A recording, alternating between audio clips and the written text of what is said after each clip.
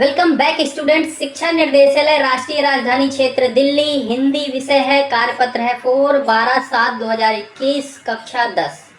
निम्नलिखित गद्यांश को ध्यानपूर्वक पढ़कर पूछे गए प्रश्नों के उत्तर लिखिए। भारतीय शिक्षा के क्षेत्र में शिक्षा प्रशासन का इतिहास अधिक प्राचीन नहीं है। इस देश में शिक्षा की शुरुआत धार्मिक दृष्टिकोण से हुई थी। देश के प्रशासकों ने शिक्षा में रुचि कम प्रदर्शित की। सर्वप्रथम 1813 में चार्टर एक्ट के बाद तत्कालीन ईस्ट इंडिया कंपनी ने शिक्षा प्रशासन का दायित्व लिया। यह दायित्व भी बहुत सीमित था। देश की समग्र शिक्षा के लिए 1 लाख रुपया समुचित रूप से व्यय हो, यह देखना मात्र ही तत्कालीन प्रशासन का लक्ष्य था। शिक्षा प्रांतों का विषय रहा। तब सरकार ने शिक्षा में रुचि लेना प्रारंभ किया। इसके बाद ही हमें शिक्षा प्रशासन के स्वरूप में परिवर्तन देखने को मिला। 1931 तक शिक्षा प्रशासन केंद्रीय विषय ही रहा।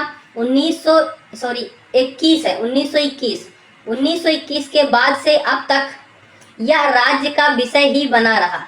कुछ महत्वपूर्ण अधिकार यथा राज्यों को सलाह देने का काम, समग्र देश की शिक्षा नीति आयोजन, देश के शिक्षा संबंधी आंकड़ों का प्रकाशन, विशिष्ट क्षेत्रों की शिक्षा, वित्तीय अनुदान, राष्ट्रीय स्तर की संस्थाओं का संचालन आदि केंद्र के अधीन रहा। फिर भी समग्र रूप से शिक्षा संविधान में राज्य सूची में होने के कारण प्रशासन का ही विषय बना रहा। अक्टूबर 1976 में इस विषय को समवर्ती सूची में ले लिया गया। आशा की जाती है कि केंद्रीय प्रशासन अब अधिक सक्रिय एवं महत्वपूर्ण भूमिका निर्वाह कर सकेगा। इसके ऊपर आप कुछ प्रश्न पूछे गए हैं। धार्मिक शब्द से प्रत्यय को अलग कीजिए। धार्मिक में इक प्रत्यय है, तो ये इक प्रत्यय है और धर्म इसका मूल शब्द है। दूसरा प्रश्न पूछा गया है, विशिष्ट एवं सीमित शब्दों के विलोम शब्द बनाइए। विशिष्ट होता है मतलब कोई कहते हैं कि ये विशिष्ट अतिथि आ रहे हैं, जैसे 15 अगस्त होता है, 26 जनवरी, तो कहते हैं ये उस देश के विशिष्ट प्रधानमंत्री आ रहे हैं, तो ये किसी उच्च स्तर को प्रदर्शित करता है। तो इसको क्या करेंगे, इसका विलोम क्या हो जाएगा, साधारण हो जाएगा। सीमित, किसी चीज की लिमिट हो, सीमित, असीमित, इसका उल्टा असीमित।